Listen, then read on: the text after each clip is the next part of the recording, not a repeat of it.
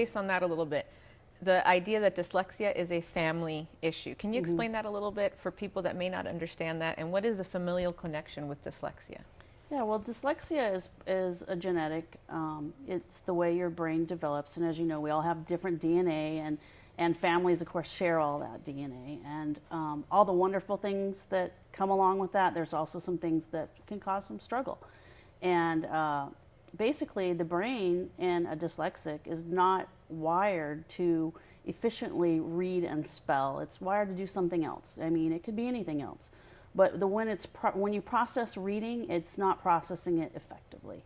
And unfortunately, today we measure intelligence and several things off of your ability to read and spell, and sit still in a classroom, and kind of toe the line. And that doesn't really work out really well for someone with dyslexia. But it is a family thing. So there's always somebody in the family that's got it. I mean, It was passed down from somewhere. Right. And if you have it in your family tree, there's a 50% chance that your child will have it. So if your grandma had it and you don't know anybody else that had it, all of a sudden, bam, your baby, all of a sudden it has that. Just like red hair. It can just pop up wherever. You don't know where. It's like, where does this red hair come from? Right. And it's just part of who you are. It's part of your DNA. It's part of your genetic makeup. And it's a neurological brain organization. So it's the way the brain is organized. Exactly. And I think the one thing that I didn't understand either about dyslexia when I first started learning about it, I thought the same thing. I thought, oh, that's switching words, switching letters. That's what I thought. And then once you really start reading about it, it really opened my mind, because I realized, okay, so this is far different than what we hear in media, because it's so limited what we get in media, but that's where we get it, right? I remember watching a Cosby show where Theo gets diagnosed as being dyslexic in college. Right. And he's trying to take a test, and that's what I remember, because I remember watching the Cosby show, because I used to love that show. And I remember that was probably my first introduction to dyslexia as a learning disability. And so when I think about that, but that was a very limited scope and a limited view. Right. He was having a hard time being successful academically, and it was dyslexia. But then once Jaden was diagnosed, what I started to understand is dyslexia can affect math. A lot of dyslexics, because it's still symbol imagery. You have to interpret the numbers that are on this paper. It can affect processing speed. So sometimes, and that's the other thing too, sometimes it takes them longer to process. It doesn't mean that they're not bright. It doesn't mean that there's a lot going on in there, but it takes a lot longer to get words out sometimes. And because it is a language processing disorder. I mean, that's basically the... Absolutely. So it's when information, language is going into your brain and being processed, whether it enters through your eye, your ear, however you're processing that information, it just isn't efficient. Right. And so it can go in one way and come out kind of in a little bit different way. So, right. Or even once I started reading more about it, Jaden would frequently not remember peers' names. Peers that she had been around with for a long time, and she'd say, "What was your name?" And I remember feeling embarrassed, because these are people that we've known for a long time. And I remember she was maybe like 5 or 6, and she'd say, "What's his name again? What's your name again?"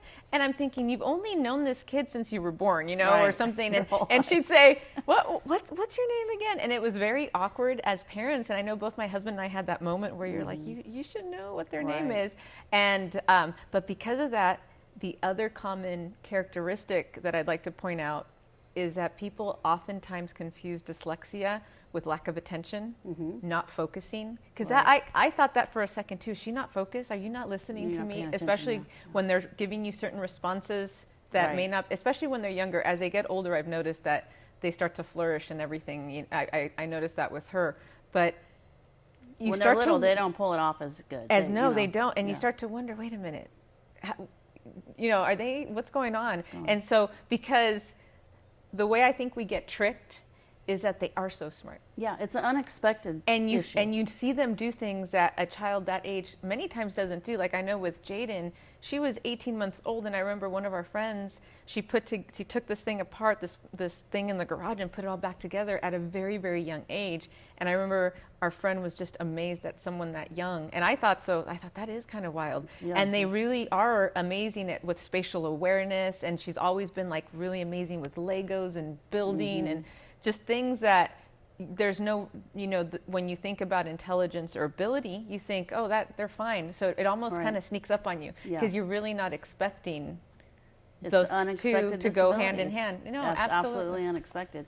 If you are expecting it, it might be something in addition to dyslexia, because I mean, if you're really Right. seeing some other things, and Exactly. and that's very common too. I mean, people that have any type of a learning disability have Right. a high incidence of having other issues. Other also. issues, Yeah, absolutely, yeah. absolutely. Now, the other thing that I wanted to touch base that you mentioned was that you talked to your pediatrician, and that Yes. was one of your first steps. Yes.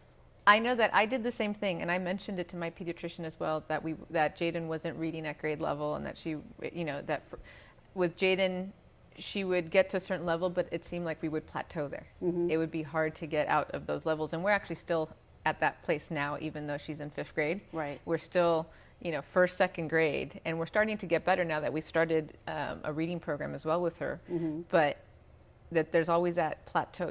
That's glass ceiling. You can't go past this area. Right. But our pediatrician, unfortunately, didn't have any information. Right. And even mine that had the information didn't really know what to do beyond that. She was able to Right. connect me to the right spot. And it's kind of funny, I actually just went and visited her last year. Really? Yeah, and I was talking to her and I said, how's it going? Is it coming along? Are you seeing more doctors learning about it? That's what I was going to And ask. she said no. See, that's my question. Given the fact that we have 1 in 5 people with some type of dyslexia, and again, dyslexia is a spectrum disorder. Right. So for one person, it can be mild, and for another person, it can be very profound. Right. So when you think of it that way, why do you think that the medical profession I think isn't that more they just think educated? it's an educational issue. I mean, I really. So it's not my It's issue. not it's not my expertise. It's Based- something that I really right. don't know about. And Right. when the testing is done and stuff, you do need to have. There are a lot of educational tests that you have to do along with psychological tests to kind of figure Right. it all out. Right. So it's really not in an area of expertise of somebody like a pediatrician. Tuition. But again, awareness is still the problem, because a Exactly. pediatrician should be able to send you to where Put you in the right direction. Put you in the right and say- direction. and that's actually what happened with us. So then we had to switch pediatricians, and then our other pediatrician said, I'm not very familiar, but you need to have her tested. Right. And then they actually even said to me, and with some health, they even said with some health plans cover testing. Right. And that's what I didn't know. Like some HMOs Yeah. actually cover this type of psychological evaluation. So you Right. can actually get your child evaluated, and they'll cover it, or there's a Unfortunately, copay. not every person that does the evaluations knows either. We have Right. psychologists that work with our schools all the time that aren't aware of all the different types of learning disabilities Right. and dyslexia. So we have a lot of work to do as far as awareness That's goes, true. and making sure that everybody gets the appropriate information and training that they need. Right. And that's going to be a little while before we'll Before really we be start able to see those benefits. Yeah. But I guess we have to start somewhere. We have to start somewhere. Right. Exactly. Definitely. And I think that's the purpose of what we're doing here today. Yes. Trying Yeah. to raise Trying to awareness. start, yeah. Definitely.